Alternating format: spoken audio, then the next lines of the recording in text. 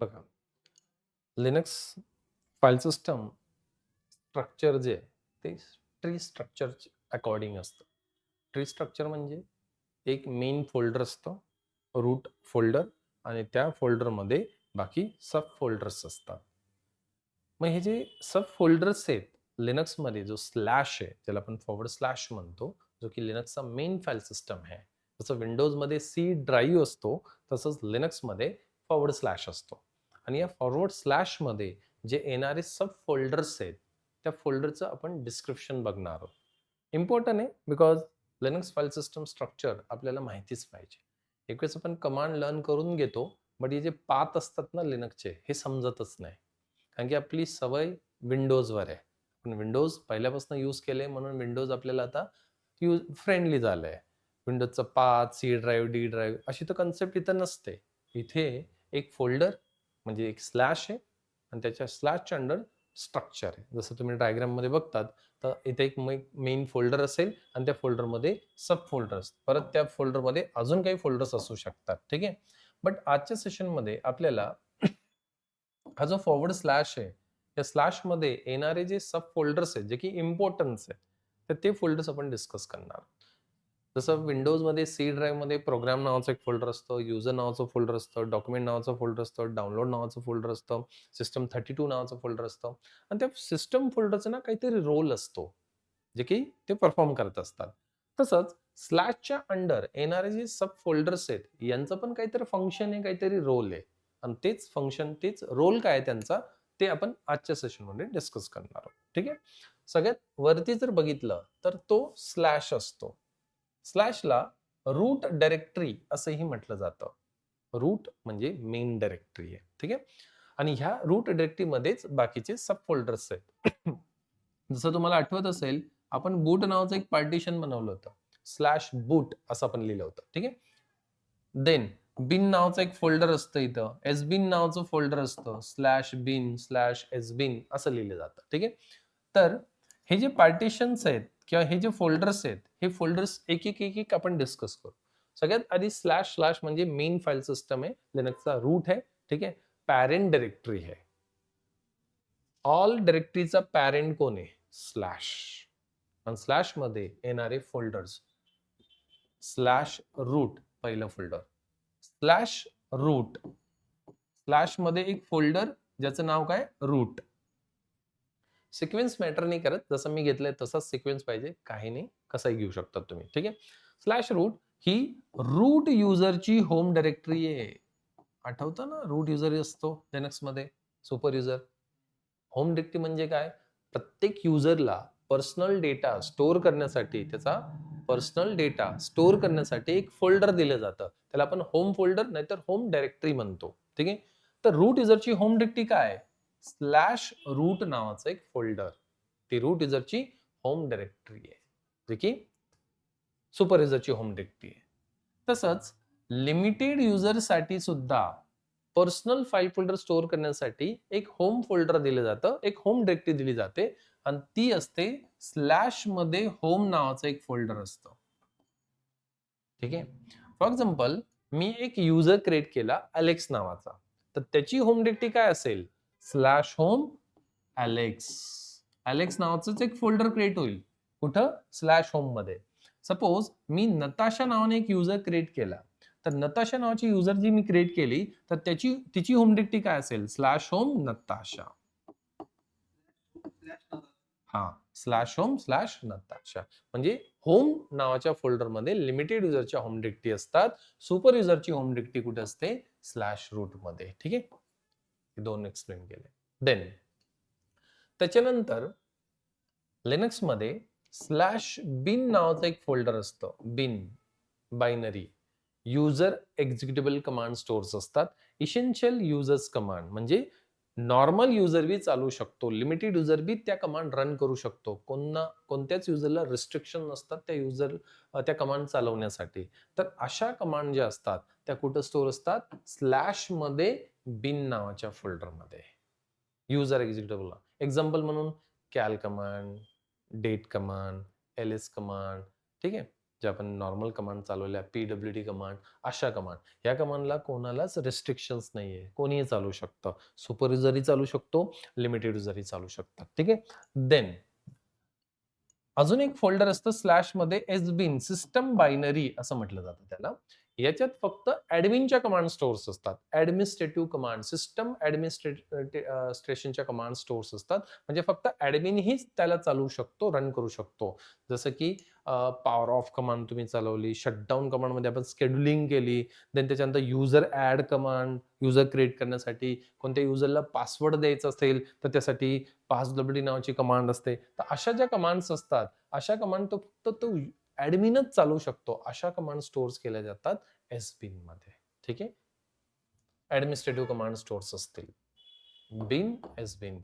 बूट, bootable file stores असतात. Slash बूट आपण पार्टिशनच बनवलं होतं. ठीक आहे. तर स्लॅश बूटमध्ये बूटेबल फाईल्स असतात. बूटेबल फाईल 2 टाइपचे असतात लिनक्समध्ये, VM लायनेक्स आणि इनिट रॅम एफएस आणि ग्रब म्हणजे ग्रँड युनिफाईड बूट लोडर, जो की लोडरचा प्रोग्राम स्टोअर असतो स्लॅश बूटमध्ये. स्लॅशमध्ये एक फोल्डर आहे, त्याचं नाव देव आहे. देव म्हणजे डिव्हाइस. हार्डवेअर डिव्हाइसेस जे असतात ना, त्याचे फाईल स्टोअर्स असतात स्लॅश देवमध्ये. हार्डवेअर डिव्हाइसेसच्या फाईल स्टोअर्स असतात स्लॅश देवमध्ये. ठीक आहे. डिव्हाइसेस फाईल स्टोअर्स असतील. मग त्याच्यात तुमची हार्ड डिस्क आली, ड्रायव्हर्स आपण म्हणतो जनरली. प्रिंटरचे ड्रायव्हर झाले, हार्ड डिस्क वगैरे झाली. ठीक आहे. तर ते तिथं तुमचे स्टोअर्स असतात. ETC सगळ्यात इम्पॉर्टंट फोल्डर आहे ETC. जसं विंडोजमध्ये कंट्रोल पॅनल म्हणतो आपण बघा, कंट्रोल पॅनल. ज्याच्याने आपण पूर्ण लिनक्स ऑपरेटिंग सिस्टमला कंट्रोल करतो. म्हणजे सॉरी विंडोजमध्ये कंट्रोल पॅनलने बऱ्यापैकी आपण सेटिंग्स वगैरे करतो विंडोजच्या. तसंच लिनक्समध्ये कंट्रोल पॅनल स्लॅश ETC असतो, जे की लिनक्स सिस्टममध्ये जे आपण कॉन्फिगरेशन फाईल्स असतात, सेटिंगवाल्या फाईल्स असतात, त्या तुम्ही चेंज करू शकतात, कॉन्फिगर करू शकतात. तर सिस्टम कॉन्फिगरेशन फाईल स्टोअर्स असतात स्लॅश ETC मध्ये. लिब सिस्टमच्या लायब्ररीज फाईल्स असतात.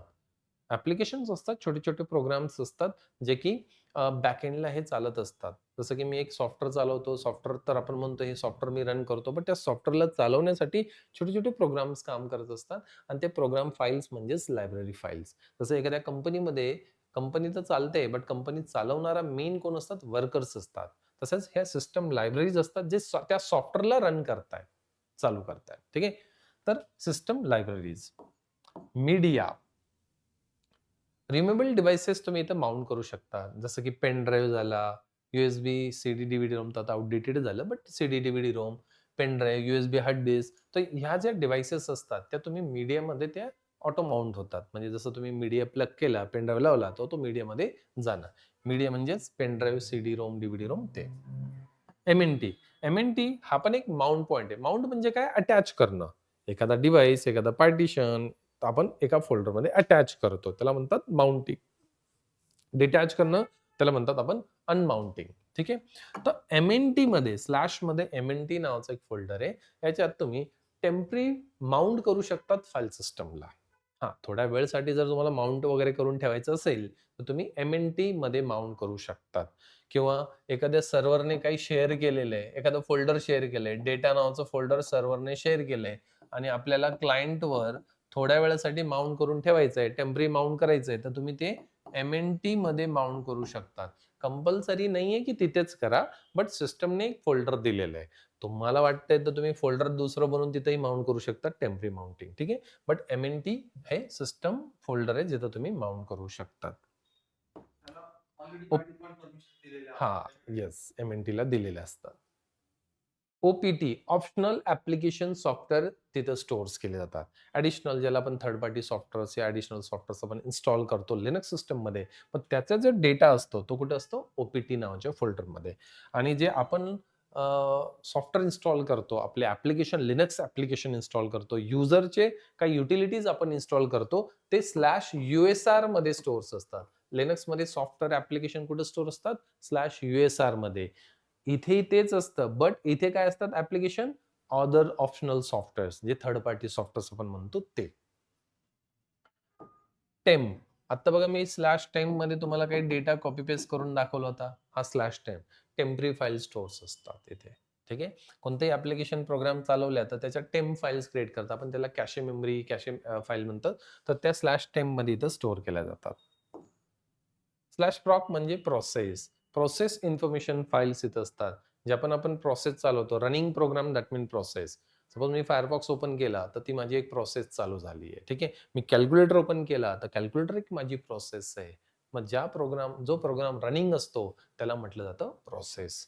आणि या प्रोसेसच्या जे बी डिटेल्स असतील, त्या फाईल्स कुठे असतील, स्लॅश प्रॉकमध्ये. मग तो प्रोग्राम, ती प्रोसेस किती रॅम, किती सीपीयू यूज करते, मेमरी किती युटिलाइज झाली तुमची टोटल, किती शेअर मेमरी आहे, हे सगळे इन्फॉर्मेशन, सीपीयू किती युटिलाइज झाला, हे तुम्हाला स्लॅश प्रॉकमध्ये मिळतं. ठीक आहे. तिथे फाईल्स असतात. युएसआर, जसं मी तुम्हाला बोललो की युएसआर मध्ये युजर युटिलिटी आणि ऍप्लिकेशन्स, लिनक्सचे ऍप्लिकेशन स्टोअर्स केले जातात. अजून एक फोल्डर असतं स्लॅश मध्ये वार नावाचं. स्लॅश वार मध्ये युजरचे मेलबॉक्स आणि सिस्टमचे लॉग फाईल स्टोअर्स असतात. प्रत्येक युजरला एक मेलबॉक्स दिला जातो. कोणी त्याला मेल केला तर त्याच्या मेलबॉक्समध्ये जातो. ठीक आहे. आपण जेव्हा मेल करतो, इंटरनल मेलिंग वगैरे, तर त्याचा जो मेल असणार आहे, ईमेल, तर तो स्लॅश वार मध्ये अजून एक पाथ आहे. स्लॅश वार मध्ये स्पूलमध्ये, मेलमध्ये तिथं स्टोअर केला जातो. पण स्लॅश वार मध्ये युजरचे मेलबॉक्स आणि सिस्टमच्या लॉग फाईल स्टोअर्स असतात. सिस्टमच्या लॉग फाईल म्हणजे सिस्टममध्ये जे आपण ऍक्टिव्हिटीज करतो, इव्हेंट्स परफॉर्म होतात सिस्टममध्ये, काहीतरी ऍक्टिव्हिटीज चालत असते बॅकग्राऊंडला, फोरग्राऊंडला. मग अशा केसमध्ये सिस्टम ना त्याचे रेकॉर्ड्स करतो. कोणत्या इव्हेंट्स व्ह्यूअर असतो, त्याला फुटप्रिंट्स म्हणू शकतात, व्हिज्युअल हिस्ट्री तुम्ही म्हणू शकतात. जसे आपले कॉल लॉग्स असतात की आपल्याला कोणी कॉल केला, आपण कधी कॉल केला, त्याची हिस्ट्री असते.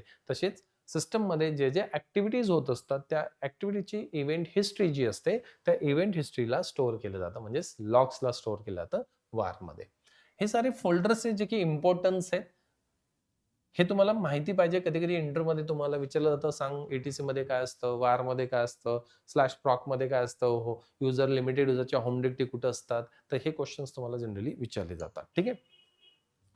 अजून एक क्वेश्चन असतो इंटरव्ह्यू मध्ये, पाथ जे असतात, पाथचे टाइप्स तुम्हाला विचारले जातात. किती टाइपचे पाथ असतात?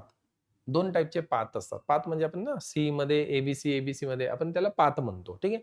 तर लिनक्स मध्ये 2 टाइपचे पाथ्स असतात. एक असतो ऍब्सोल्यूट पाथ आणि एक असतो relative path. Absolute path and relative path. दोघांमध्ये डिफरन्स काय आहे? ऍब्सोल्यूट पाथ म्हणजे कंप्लीट पाथ. ऍब्सोल्यूट पाथ म्हणजे कंप्लीट पाथ. जो पाथ सुरुवात होतो स्लॅशने त्याला म्हणतात absolute path. Starting with slash. ठीक आहे. बिकॉज स्लॅश तर सगळ्यांचा वरतीच आहे ना. तर स्लॅश फॉर एक्झाम्पल स्लॅश मध्ये एबीसी आहे, एबीसी मध्ये 1 2 3 आहे, तर हा काय झाला? ऍब्सोल्यूट पाथ झाला, ज्याची सुरुवात कुठून आहे? स्लॅश पासून.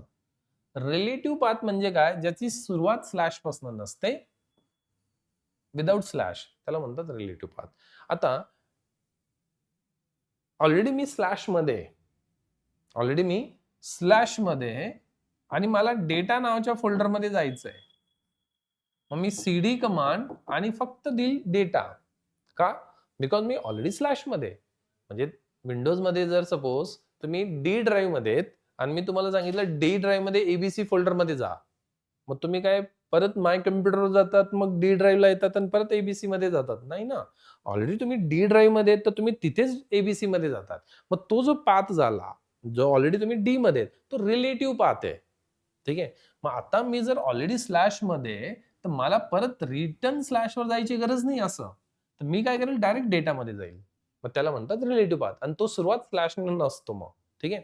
हा, जर मी कुठे दुसऱ्या लोकेशनला आहे, जसं तुम्ही ई ड्राईव्ह मध्ये आणि तुम्हाला मी सांगितलं डी ड्राईव्ह मध्ये एबीसी फोल्डर मध्ये जा, मग तुम्हाला आधी डी वर यावं लागेल, डी वरनं एबीसी वर यावं लागेल. म्हणजे हा जो पाथ झाला, हा काय झाला? ऍब्सोल्यूट पाथ झाला. ठीक आहे. आता लिनक्स मध्ये जर बघितलं तर सपोज मी इथं ए नावाचं फोल्डर आहे आणि इथं बी नावाचं फोल्डर आहे, हे स्लॅश मध्ये. आता मी काम करतोय ए मध्ये. ठीक आहे. मला जायचं बी मध्ये. बी कुठे? स्लॅश मध्ये. तर मी काय करेल? पाथ देईल स्लॅश मध्ये, जे बी नावाचं फोल्डर आहे मला तिथं जायचंय. मग कमांड अशी क्रिएट होईल, सीडी स्लॅश बी. मग हा पाथ सुरुवात कुठून झालाय? स्लॅशने. त्याला म्हणतात ऍब्सोल्यूट पाथ. ठीक आहे. आणि सपोज मी ऑलरेडी स्लॅश मध्येच आहे आणि मला बी फोल्डरमध्ये जायचंय, तर मी कमांड फक्त काय चालेल, CD आणि बी. आता इथे मी स्लॅश दिला नाही का, मी ऑलरेडी स्लॅश मध्ये. मग तो झाला रिलेटिव्ह पाथ, म्हणजे तिथल्या तिथला असणार. ओके, तर 2 टाईपचे पाथ्स असतात, absolute path and relative path. आता या दोघांमध्ये डिफरन्स आणि दोघं काय असतात त्याचं मी तुम्हाला नोट्समध्ये प्रोव्हाइड करून देईल. त्याच्यात दोघांचे डेफिनेशन्स वगैरे मेन्शन केलेले असतील. ठीक आहे. तर लिनक्स फाईल सिस्टम स्ट्रक्चर काय ते आपण डिस्कस केलं. इम्पॉर्टंट आहे. इंटरव्ह्यूमध्ये बऱ्याच वेळेस याच्यावर क्वेश्चन्स असतात. 1-2 डिरेक्टरीसाठी तुम्हाला एक्सप्लेनेशन द्यावं लागतं. सांगा लिप फोल्डरमध्ये काय असतं, ETC मध्ये काय असतं, देवमध्ये काय असतं. ठीक आहे. ते अकॉर्डिंग क्वेश्चन्स तुम्हाला विचारले जातात. ठीक आहे.